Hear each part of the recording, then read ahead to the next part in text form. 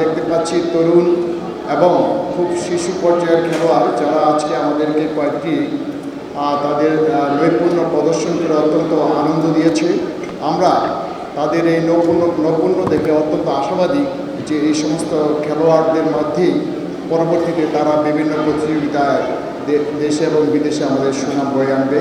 এখানে উপস্থিত রয়েছেন প্রিন্ট অ্যান্ড ইলেকট্রনিক মিডিয়ার সম্মানিত সাংবাদিকবৃন্দ এবং খেলোয়াড়দের অভিভাবকবৃন্দ।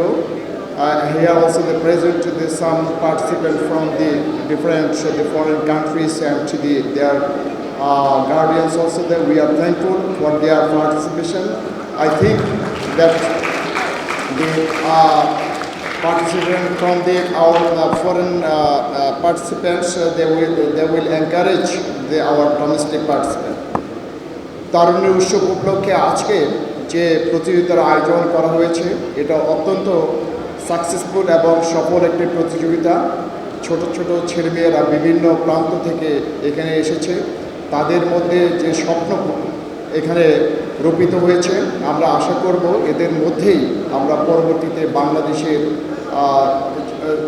তারা গৌরব বয়ে আনবে এবং বাংলাদেশের সম্মান বয়ে আনবে শুধুমাত্র দেশে নয় বিদেশে গিয়েও। তবে জিমন্যাস্টিক ফেডারেশনকে শুধুমাত্র ঢাকা কেন্দ্রিক এই প্রতিযোগিতা আয়োজন না করে বিভিন্ন জেলা পর্যায়েও কিন্তু এই ধরনের স্থাপনা রয়েছে।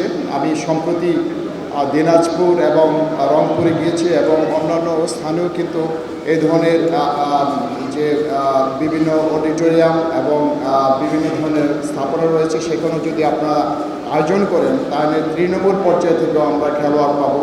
তো আমরা আশা করছি যে এই ধরনের প্রতিযোগিতা অব্যাহত থাকবে। শুধুমাত্র তারুণ উৎসব নয়, সারা দেশব্যাপী আপনারা এই প্রতিযোগিতাকে এটাকে অব্যাহত রাখবেন।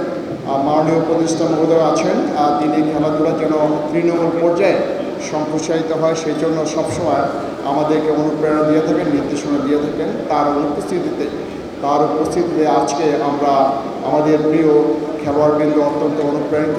জিমন্যাস্টিক ফেডারেশনকে এই ধরনের একটি আয়োজন করার জন্য ধন্যবাদ জানিয়ে আমি আমার বক্তব্য শেষ করছি।